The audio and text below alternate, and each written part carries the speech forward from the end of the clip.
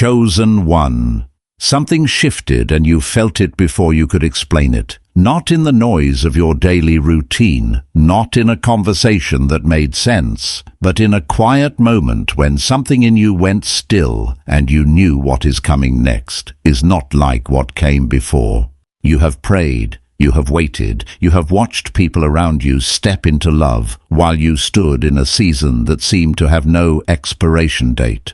And somewhere in that waiting, a question settled into you that you haven't been able to shake. Not because you're faithless, but because you're honest. What is taking so long? What does God see that I don't? And will what's coming actually be worth the cost of this season? This message is not here to tell you everything will be fine in the next 24 hours. It is not here to make you feel powerful at the expense of someone else. It is here because there is something specific happening in your life right now, a preparation that is unusual, that doesn't follow the ordinary timeline, and that most people around you cannot fully see. Your next relationship is not going to look like your past ones. It will not arrive the same way. It will not feel the same way. And when people around you finally witness it, there will be something about it, about who walks beside you and about who you are in that moment, that will genuinely surprise them. Not because of drama,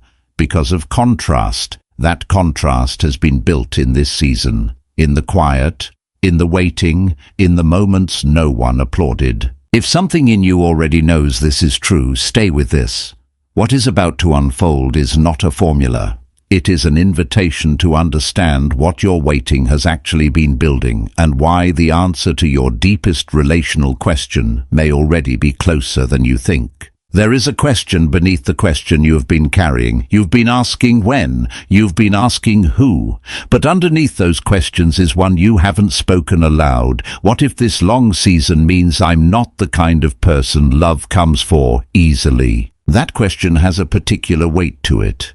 It doesn't announce itself. It arrives quietly in the middle of a wedding you attended with a full heart, in the pause between the celebration and the drive home, in the moment you realized you were genuinely happy for someone else and genuinely aching at the same time.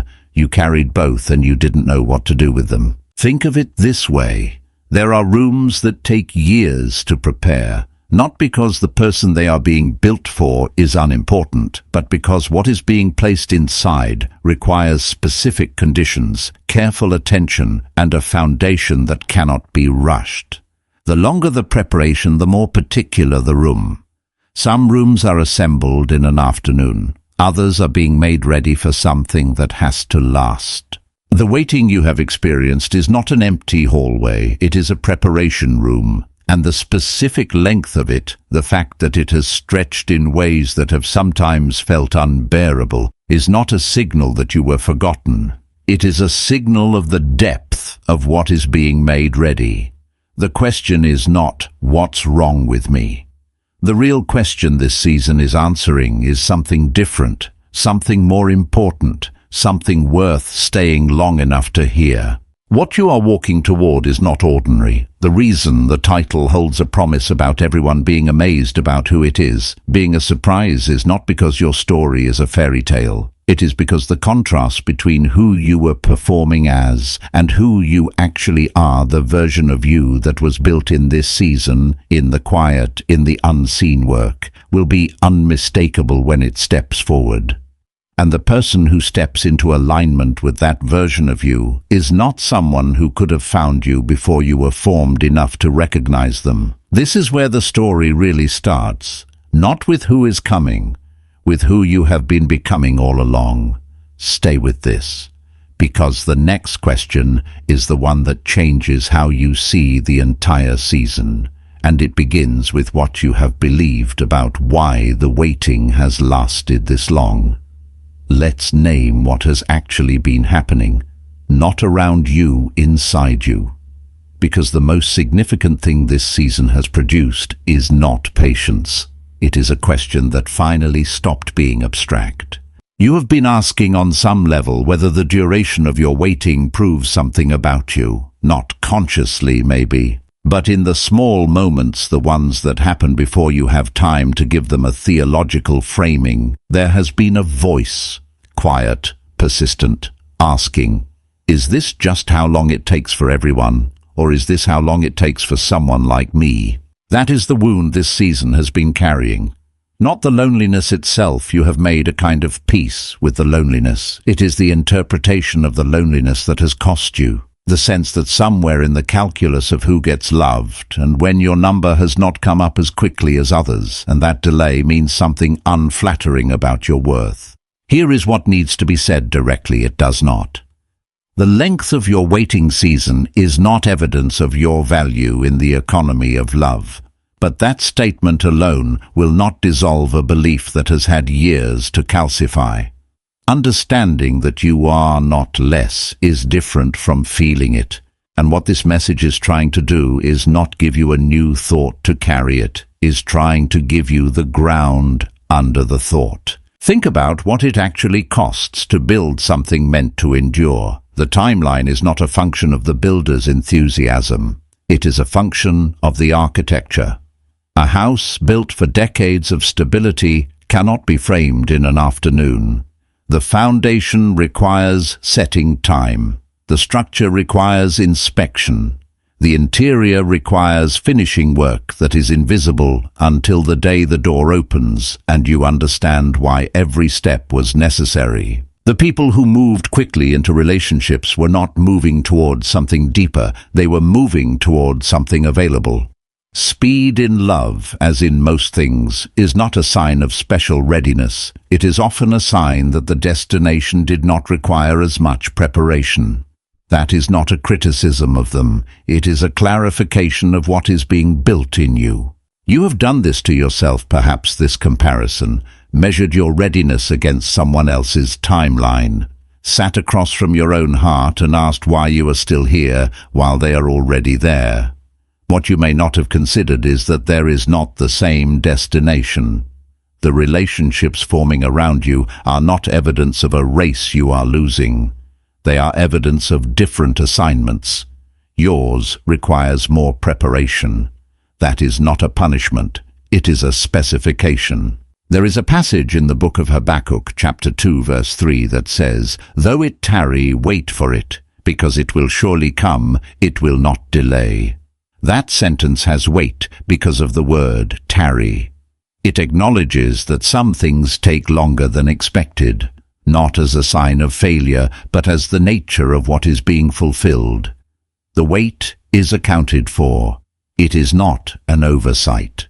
What you have lived through in this season, the connections that almost worked, the ones that ended without full explanation, the ones you stayed in longer than your discernment suggested because you were afraid of the alternative, none of that was waste. It was instruction delivered at a cost, and the cost is real. You are allowed to grieve it. But underneath the grief is something worth finding, the fact that shallow love arrives fast and genuine alignment requires more time is not a law meant to discourage you. It is a description of what you are being given, something that will require the full weight of who you have become to receive and sustain, something that cannot be rushed because what is being joined cannot be assembled quickly. The question is not, what's wrong with me? The question has shifted. It has become, what is this preparation for? That shift is small on the surface. It is seismic underneath, because the first question points inward in shame, and the second points forward in expectation. And what you are looking for, what this season has been orienting you toward, has always been in the direction of expectation, not shame. You are not behind. You are being built for something that has a different schedule. Stay in that. Because the next layer of what this season has been doing is more specific than you might expect, and it has been happening in you without you fully realizing it. Here is something you may not have named, yet something that has been building in you across every relational experience that did not work. You have been learning to read, not people exactly, patterns. The gap between what someone says and what they consistently do. The difference between early warmth and sustained presence. The contrast between how a person treats you when things are uncomplicated versus how they treat you when something costs them something. These are things you could not have identified clearly at the beginning of this season. You can identify them now. That is not cynicism. That is discernment, and it is one of the most significant things this waiting season has produced. Look back honestly at the connections that ended in pain, not to reopen the wounds, but to read what they were trying to teach. There was almost certainly a moment, sometimes early, sometimes after months, when something in you went quiet and still. Not in peace, but in recognition. You noticed something that did not quite align. A pattern in how they responded when you needed something. A habit that told you more about their internal world than their words ever did. A moment where what they said and what they did pointed in different directions. And here is what is worth sitting with. You usually saw it. You may not have trusted what you saw. You may have explained it away, or given it more time than it deserved, or told yourself that you were being too sensitive, too demanding, too quick to judge. But you saw it. The discernment was already there. What was still being developed was the confidence to trust it. That is the specific lesson this season has been delivering. Not how to find love as a technique, but how to recognize alignment when it arrives, and how to recognize the absence of it early enough to protect yourself from the long, slow cost of overriding what you already knew. Think about the pattern specifically. The connections that ended in the most pain, were they ones where you had zero warning? Or were they ones where something in you raised a flag early and you made a choice to keep moving anyway? For most people who have lived through this kind of relational season, the answer is the second one. The discernment was present, the trust in it was not. This matters enormously for what is coming, because the surprise your next relationship holds is not going to announce itself dramatically. It is not going to arrive in a package that is obviously different from everything before it. It will arrive in a person who is consistent in ways you have learned through difficulty to value more than chemistry. A person whose behavior over time matches what they say they are. A person who does not require you to manage their insecurity or shrink your own presence to keep the peace. That is the depth your discernment has been calibrated for. Not perfection. There is no perfect person and no perfect relationship, but alignment. The particular quality of a connection where both people are moving in the same direction at a similar level of honesty with a similar capacity for self-reflection. That is not a romantic fantasy. It is a real and achievable thing, and you can now recognize it in ways you could not before. You have also in this process learned something about yourself that is equally important. You have learned where your patterns tend to pull you off course, the type of connection that triggers your old wounds and makes you want to stay longer than is healthy. The kind of early intensity that feels like alignment but is actually something else. Urgency, familiarity with a certain kind of pain, the hope that this time will be different, even though the structure feels the same. You have lived that story. You know how it ends. That knowledge is not a wound you carry. It is a filter you have built. Every connection that ended was not a failure. It was a lesson delivered at a cost, and the cost was real, and you are allowed to acknowledge that. But the instruction contained inside the cost is what matters now. Your discernment has been sharpened in ways that will serve you profoundly in what is coming. You will notice things others miss. You will trust your own reading of a situation more quickly. You will be less likely to override what you know in exchange for what you hope. That is not a small thing. That is a significant and specific preparation for a relationship that will require someone who can see clearly. But discernment is not the only thing this season has been doing. There is something quieter, something more interior that has been happening alongside it, and most people in this kind of season don't recognize it until they look back. There are seasons in a person's life when the most significant things happening are invisible. Not invisible because they don't exist, but invisible because they are interior. No announcement, no ceremony, no external marker that says something is being built here. just the ongoing quiet work of a person being changed from the inside. You have been living inside one of those seasons. The quiet you have experienced in this relational waiting, the stretches of time without significant romantic connection, the periods of being much more alone than you expected, the absence of the kind of love story you were hoping to be inside by now. That quiet has not been empty. It has been full of something you probably cannot fully account for yet. Because the things that form you in stillness are harder to name than the things that happen in motion. Here is what tends to happen in that kind of solitude when it is engaged honestly and not merely survived.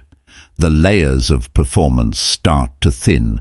Not immediately at first. The instinct is still to perform, to present, to be the version of yourself that has been designed for external approval. But when there is no one to perform for, when the audience has thinned to just you and whatever you believe about God and yourself, something shifts. The performance becomes harder to sustain, and in that difficulty the real person underneath it begins to surface. You started to notice things about yourself, not all of them comfortable. Some of what this season has shown you has been difficult patterns you were carrying that you had not fully seen, needs you had been outsourcing to relationships, instead of facing directly questions about your identity and worth that you had been managing through connection rather than answering through honest reflection. That confrontation is not pleasant, but it is necessary. And it is one of the things that most distinguishes a season of genuine preparation from a season that is simply passed through. The wilderness that Moses walked through did not look significant from the outside. 40 years of desert, no dramatic events, no audience, just the long, unspectacular work of being stripped of the things that were not essential until what remained was someone who could carry something large without being broken by it. David spent years in obscurity, anointed, chosen, and completely invisible to the larger story that was forming around his name.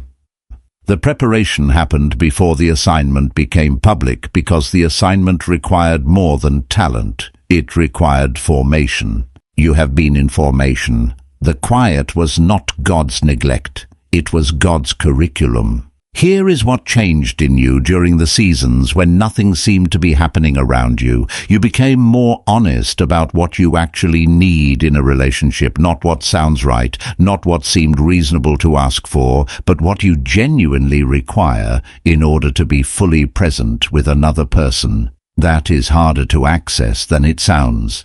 Most people spend their relational lives managing a gap between what they need and what they are willing to admit they need.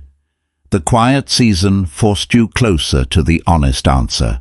You also became less dependent on external validation to know that you are okay. Not completely. This is a process, not a finished transformation. But something in you settled in this season that was not settled before. The need to check constantly whether you were approved of, whether you were enough, whether your presence was wanted. That need did not disappear, but it quieted. And in that quieting you found a kind of groundedness that is different from confidence you perform. It is confidence you have built by surviving something difficult and finding yourself still intact on the other side. There is a distinction worth making carefully here. There is a version of this season that produces growth, and there is a version that produces avoidance dressed up as growth. Genuine solitude opens you toward connection, toward the possibility of real intimacy, because the work being done inside you prepares you to receive it without being overwhelmed by it. Avoidance closes you down under the language of preparation. It looks spiritual from the outside, but it is actually fear. Fear of being hurt again, fear of being seen, fear of the vulnerability that real love requires. Only you know which one you have been living, and it is worth asking honestly because the answer changes what you do next. If the quiet has been making you more available for genuine connection, better able to recognize it, less likely to self-abandon within it, then you are in the right posture. If the quiet has been calcifying into a kind of protected isolation that has started to feel permanent, it is worth asking whether the next step requires you to move toward connection with more intentionality than you have been. The preparation is not complete and it never will be, but it has gone far enough, and what came out of that stillness is more ready than you know. You are not the same person you were when this season began. You may have been telling yourself something different, that you are basically the same, just older, just more worn in certain places, just more tired of the question.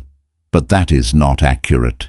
Something has genuinely changed, and if you are honest and still enough to look at it, you can see the evidence. Your standards have shifted. Not in the direction of being more demanding or harder to please, although that may be how it reads from the outside. They have shifted in the direction of being more specific.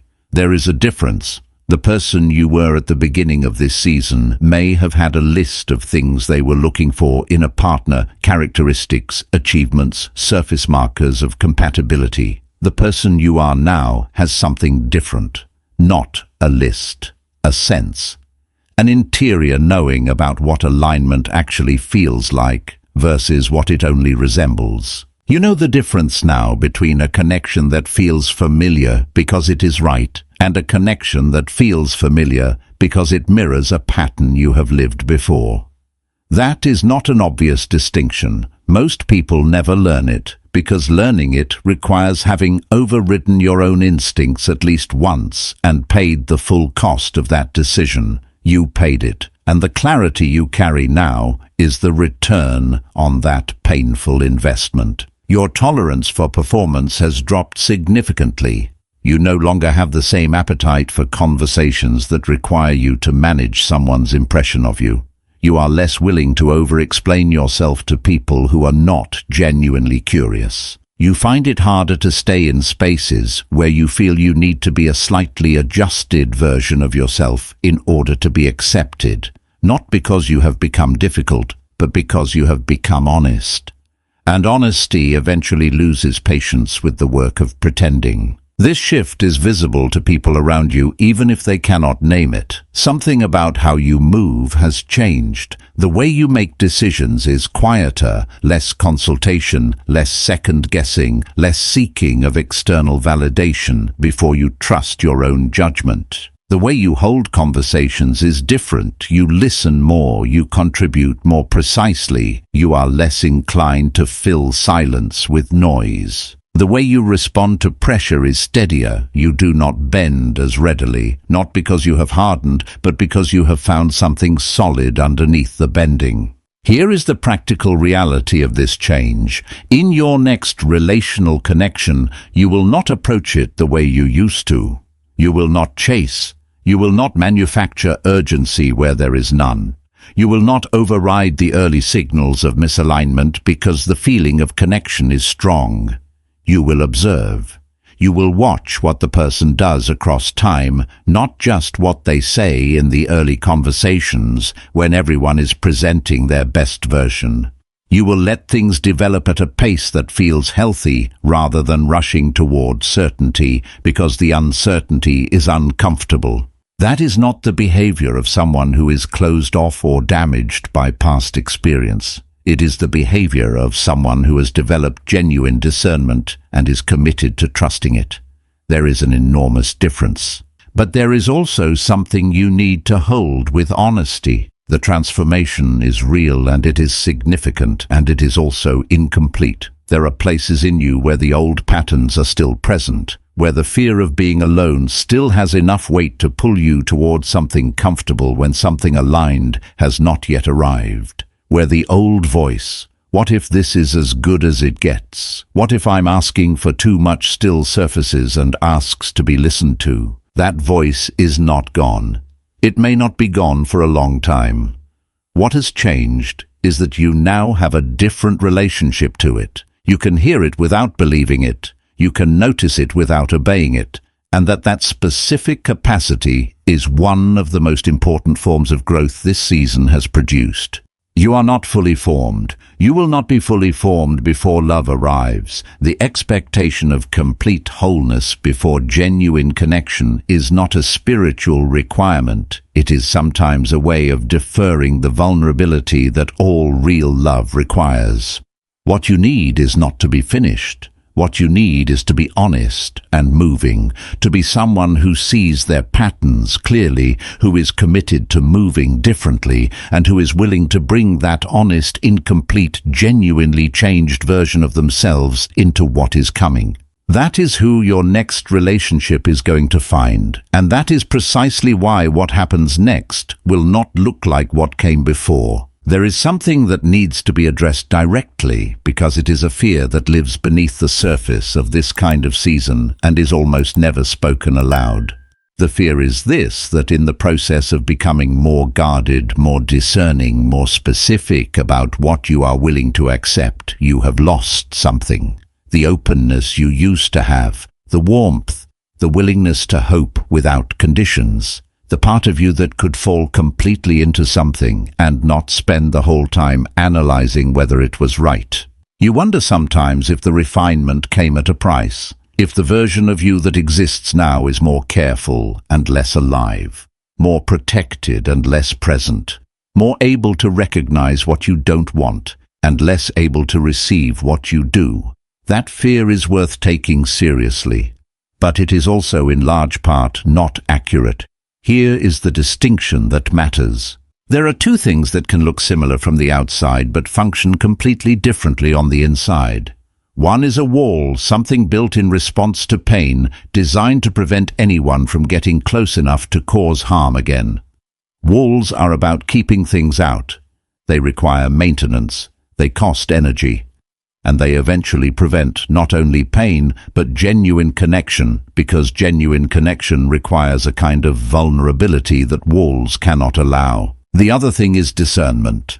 Discernment does not keep people out, it filters. It allows for the possibility of genuine connection while protecting you from connections that would require you to shrink, perform, or abandon yourself in order to sustain them.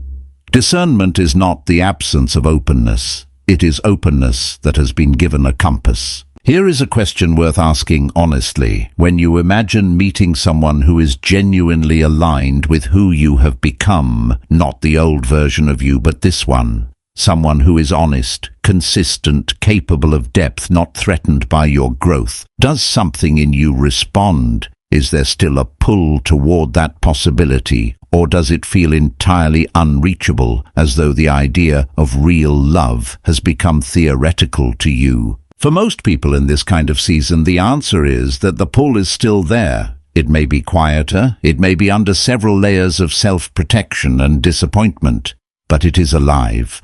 The desire to be genuinely known, to love without performance, to be with someone who makes the full weight of who you are, feel welcome rather than burdensome, that desire has not been extinguished. It has been preserved. Think of a fire that is banked during the night, not extinguished. Tended carefully, covered with ash, kept at a slow burn so that it does not consume all of its fuel before morning. A fire burning out of control in the open air burns bright and burns quickly. A fire banked carefully can burn for a very long time. The covering is not the absence of fire. It is the protection of it. The quiet in you during this season is not the death of your capacity for love. It is the preservation of it for a connection that can receive it without flinching. Your warmth did not leave. It stopped being available to every draft that passed through. That is not coldness. That is knowing the difference between what the fire is for and what it is not. Here is what this means practically. When you meet someone in the coming season who genuinely aligns with who you have become, you will not need to perform warmth. You will not need to manufacture openness. It will be there, fuller than you realized, less guarded than you expected, because something in you will recognize that the specific conditions for letting it out have finally been met. Not because the person is perfect, but because they are specific in the way the preparation has made you specific. because the thing that was being built in the room that was sealed has been built for what they bring, and what they bring has been shaped for what you carry. That recognition will not announce itself with drama. It will arrive more like clarity than like fireworks. A steadiness you did not expect. A calm that replaces the old nervous energy of early connection. An absence of the need to force anything, because nothing needs to be forced when the alignment is real. That is still ahead of you, but the capacity to receive it is not gone. It is intact, and it is ready. There is now a question this entire season has been building toward, the question the title has been holding since the beginning. Why will your next relationship surprise everyone? And who exactly is the who the title is pointing to? The answer may not be what you have been expecting. Here is the answer, and it is worth holding still for a moment before you receive it, because it reframes everything that has come before. The title promises that your next relationship will amaze everyone, that people will be surprised by who it is. You have probably been holding that as a promise about a specific person arriving, someone unexpected, someone whose presence in your life will be a visible sign of favor and vindication, and perhaps that is part of it. But the surprise is not primarily about them. The surprise is about you. The people who have known you through this season, who watched you navigate the disappointments, the false starts, the long stretches of waiting, they have a picture of you. It is built from everything they witnessed, the moments you doubted yourself, the times you held on longer than was healthy, the version of you that was trying to figure out how to be enough for connections that were never designed to receive you fully. That is the version they know. That is the picture they carry when they imagine your future. What they do not know is who you became in the quiet, the formation that happened in the interior work they could not see.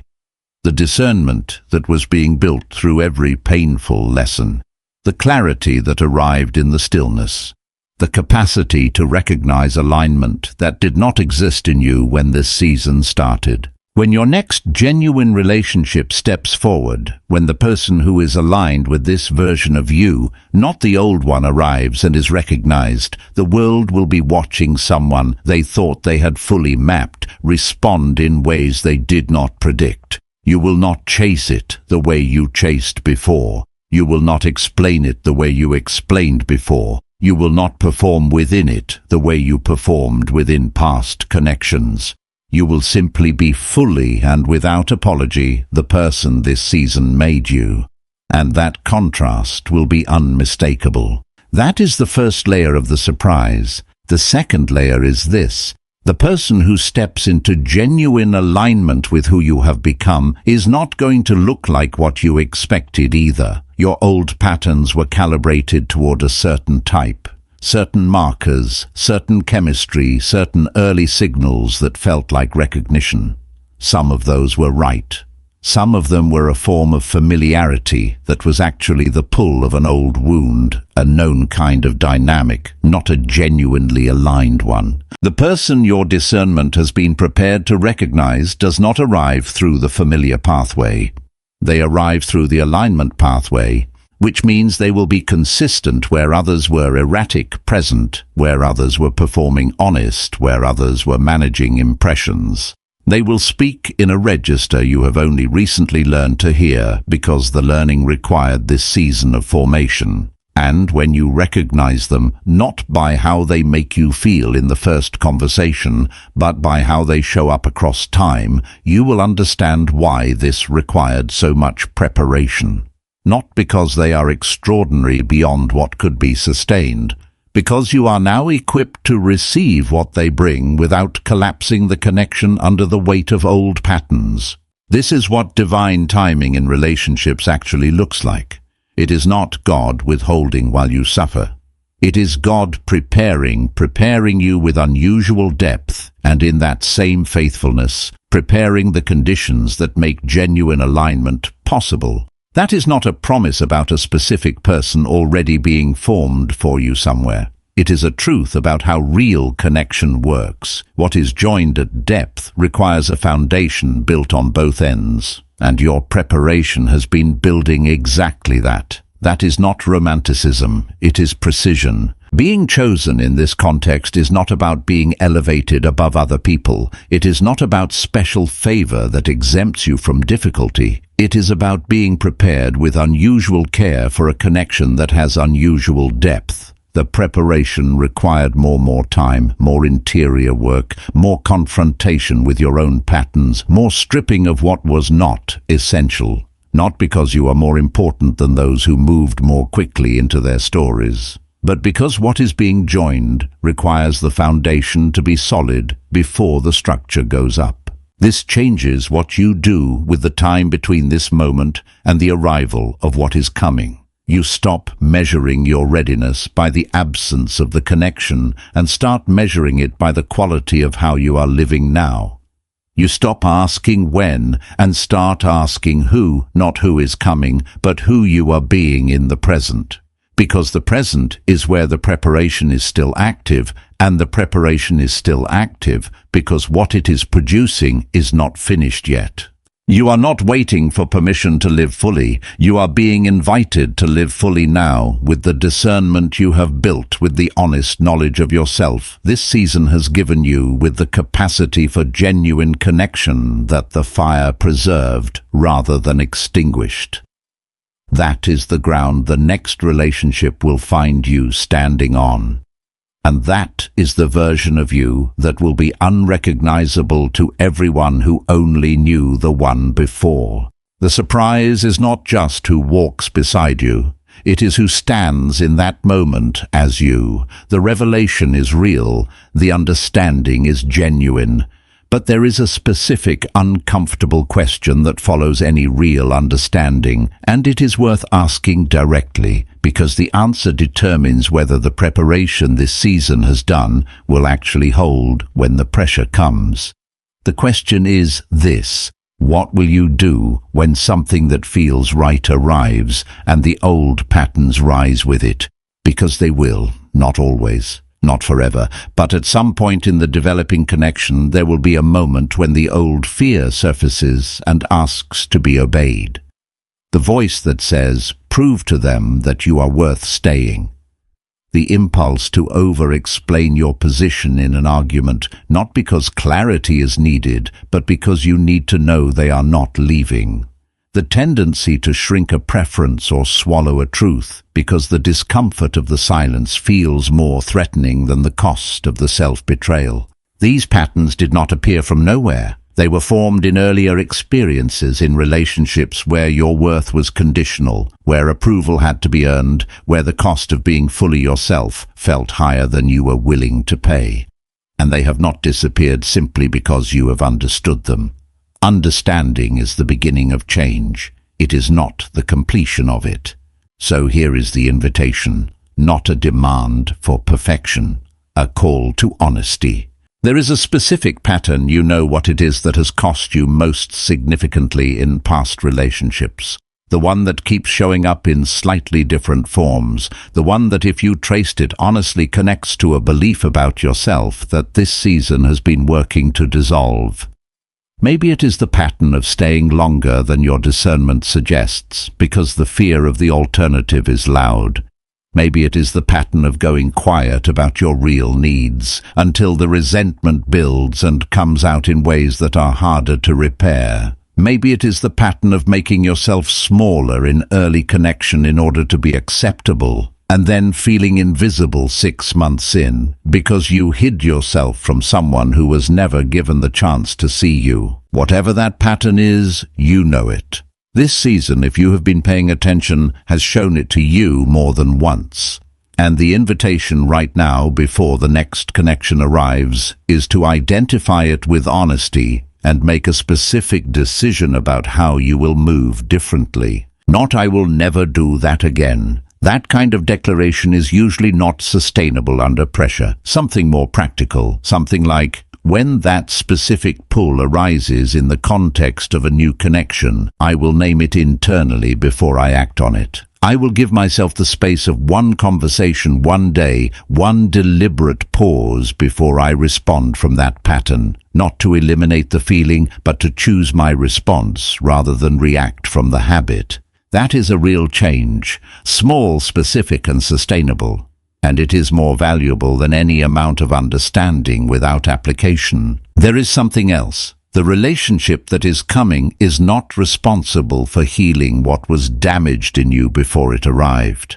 That is not a burden that any relationship can carry and remain healthy. The healing that is still in process belongs to you. It is your work, not their assignment.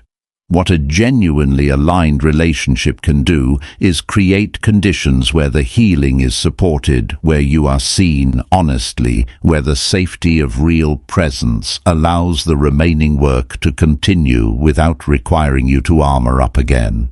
But you have to bring the healing that has already happened with you. You have to show up as the person this season has formed, not waiting until the connection arrives to begin becoming them, but being them now in the decisions you make today, in the conversations you have this week, in the way you treat yourself in the moments when no one else is watching.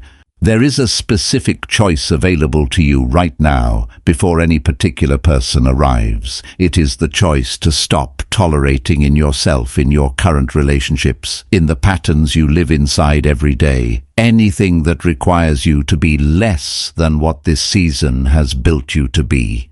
Not dramatically, not with announcement, just the quiet, committed decision to live now in alignment with the person you have become.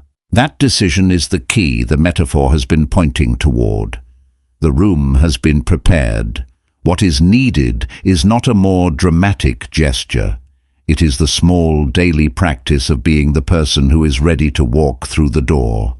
You are closer than you know. But the next step belongs to you, and it is available right now. Here is where everything comes together. The waiting was real and it cost you something. The preparation was real and it changed you. The wound was real. The belief that the length of your season was evidence of your worth, and it has been answered not with a promise about what arrives, but with a revelation about what was being formed. You are not the same person who entered this season asking, "What's wrong with me?" You are someone who has developed discernment through difficulty, who has done interior work that most people never touch, who carries a fire that was preserved rather than extinguished, and who is now equipped to recognize and receive a depth of connection that requires exactly this kind of preparation. That is not a small thing, that is everything. The question the title has been holding, why will your next relationship amaze everyone? Why will people be surprised by who it is, has been answered, not with a dramatic prophecy about a specific person appearing on a specific day, with something more durable. The surprise is the contrast between who you were performing as and who you actually are. The surprise is the version of you that this season formed, stepping forward without apology, without self-abandonment, without the need to shrink. And the alignment that finds that version of you will reflect it someone consistent, genuine and specific in ways your discernment has been calibrated to recognize. You are not waiting to be chosen. You have already been set apart for a preparation that most people do not experience, because most people are not being built for what you are being built for. That is not superiority, that is specificity. The architect builds differently when the structure is meant to endure longer, carry more weight and stand through conditions that other structures were not designed for. The choice in front of you right now is not about whether to believe the connection is coming. It is about whether to live as who you have become starting now, without waiting for external confirmation that you are ready. Stop negotiating with connections that require you to shrink. Stop explaining yourself to people who were never positioned to understand you.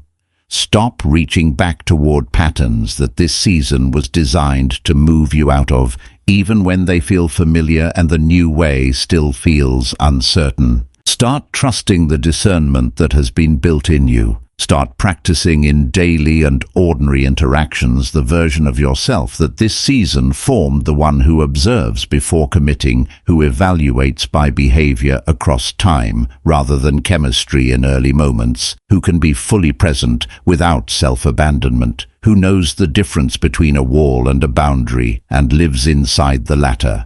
Start seeking honest counsel from people who know you and have demonstrated wisdom, not to be told what to do, but to have your own clarity reflected back to you by someone who can see you clearly. That is what the preparation produces when it is honored, not passive waiting, but active alignment. Not holding still until the right person arrives, but moving purposefully, honestly, fully, as who you already are. Here is what remains to be said. It is not a promise of a specific outcome. The architecture of divine timing does not work that way, and any message that tells you it does is offering you something fragile. What is being offered here is more solid, an assurance that the waiting was purposeful, that the preparation was not random, that what was built in the quiet was built with precision for a specific kind of depth, and that the alignment that finds it will not be accidental. The season you have lived through was not God's absence. It was God's architecture, and what was being built required exactly the time it took, not because you needed to suffer more, but because what is being joined cannot be rushed without compromising the foundation. Trust the architecture, not because you have to understand it fully, because the evidence of it is visible in who you have become, in the clarity you now carry, in the discernment you have developed, in the fire that was preserved rather than lost, in the capacity you have built through difficulty, through honesty, through the quiet work that no one witnessed to receive what is coming without collapsing under the weight of old patterns. Anointed one, you are not behind. You are ready. Not perfectly, no one enters love perfectly formed, but genuinely, honestly, specifically ready. The person this season has made you is not a work in progress waiting to become presentable.